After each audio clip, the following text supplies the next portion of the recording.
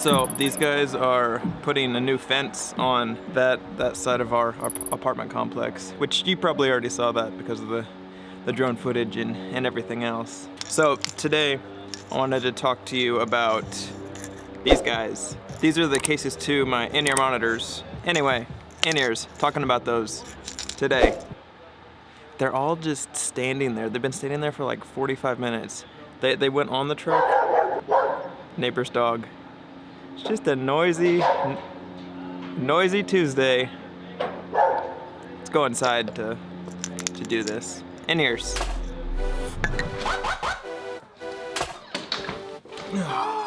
You know, one of my favorite things about like this apartment is being able to go out there and then quickly come, like walk like 5 feet and be sitting at my desk area. It's really nice. Anyway, in-ears. We're talking about these guys today.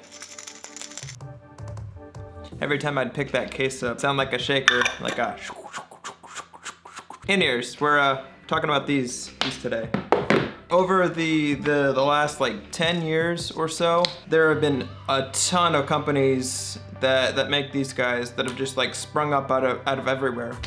Like even when I bought my first pair of 64s, there wasn't that many on the market. And then when I bought these guys, there were just so many other companies that I could choose from, look up, and honestly it was a little daunting, and I spent a lot of time on YouTube looking at different makers, models, all that stuff. In this video, I want to go over 3 things that you need to keep in mind when you're purchasing in-ears. And it can be from any company. It doesn't have to be customs, it could be universal in-ears, anything. These are just 3 things that you should keep in mind when making an investment, because it is an investment, because these aren't cheap like this.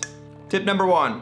Know what you're going to be using these in-ears for. Are you going to be using them to play on stage? What instrument are you going to primarily use them for? Drums, keys, guitar, bass, whatever. Are you going to be mixing on them? Or are you just going to be listening to music for fun on them, or putting them on like in an airplane or something like that?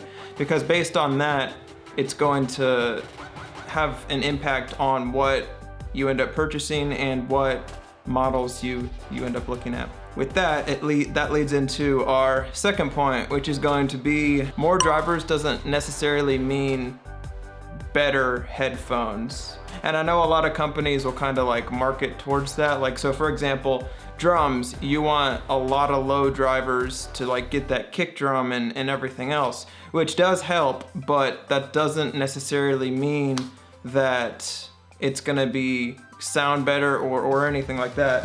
These are triple drivers, and when I bought these, I wanted to not only play live music with them, I also wanted to do a little bit of mixing. So I chose these because it's an even frequency representation.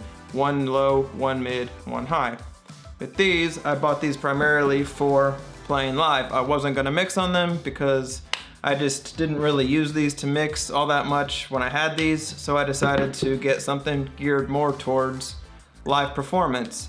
And with these, there's actually 4 highs, 2 mids, and 2 lows. Basically, when I originally bought them, I was a little skeptical, but people recommended them to me as being a great in-ear for live music and everything else. And I was a little concerned about the low end because, again, I had read everywhere that you need more low drivers to get more low end representation. When I got these, I actually had to turn the bass response down, which with these, what's unique about these and it's cool about these, this is an attenuator that I can control the bass response for each headphone. I actually had to turn it down because it was too much and it was actually rattling my neck area because the bass was so hot.